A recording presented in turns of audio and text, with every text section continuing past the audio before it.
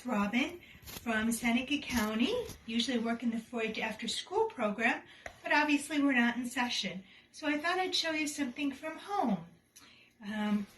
Most of you know I work in an alpaca farm and I'm a fiber artist. Here is some CD weaving. What we're going to do is take a CD. Part of this activity is also recycling, being creative. So you will need a CD, some yarn, scissors, a darning needle if you have one, and Scotch tape. Okay? So again, hopefully these are some items you have at home already. Please don't take somebody's CD that they might be watching or listening to. Get permission. So you're going to take a CD. I've started this one already. What you're going to do is take about a 3-foot section of yarn. You don't really have to be accurate, but if you are more like that, of course you can get out some rulers and such. So then you're going to take your yarn, put it in the middle of the hole there, come around and make a knot.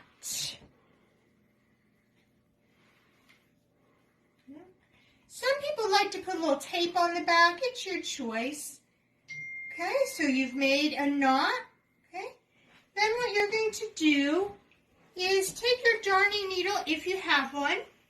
If not, you can use the Scotch tape. Make a little makeshift needle by taping it around the end of the yarn.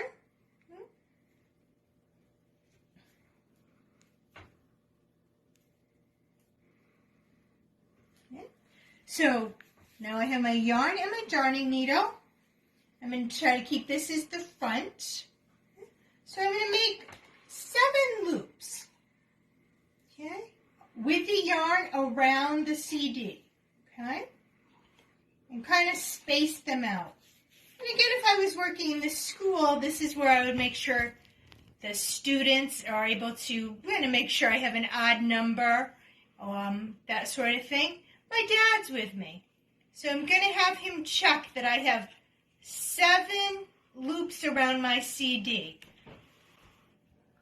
1, 2, 3, 4, 5, 6, 7. Oh. Yes. Okay, so that's an odd number.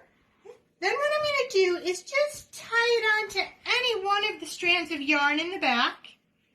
Just literally kind of make a knot. And then, so the tail's not in the way, you can clip it off. So then it looks similar to this. Okay? And then what you're going to do, and I'm going to show you with this particular one because the colors show up better. So if you have some different color yarn, it's going to just show up better and look a little prettier. But whatever you have will work. Okay? So with that, then I'm going to take some more yarn. Again, the different colors, they're a little easier to see. So that's why I showed you the other. Okay? Then you're going to start the weaving process. Over, under, over, under. Okay, I'm going to start here. And where I started was actually under. Okay, so I'm going to maybe just hold it with my thumb in the back, make it a little easier. Okay, so I went under, over this one, under this one, over, under, over, and under. Okay, and again, it's a little harder to see with the white yarn, but that's what I had available. Okay, so over, under, over, under, over, all the way through. And you'll get a rhythm after a little bit. Okay? Then you can stop wherever you want, or you can even fill up the entire CD. Okay?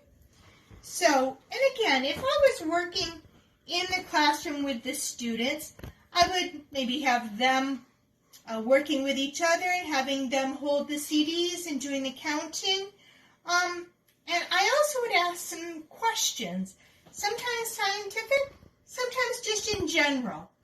And since my dad is helping me, he's going to throw out some general questions for me today. Answers, of course, are going to vary if I was with the students. Who all can do this, and what ages are we talking? Any age can do this. Any the clover buds on up. You can do it with your family members.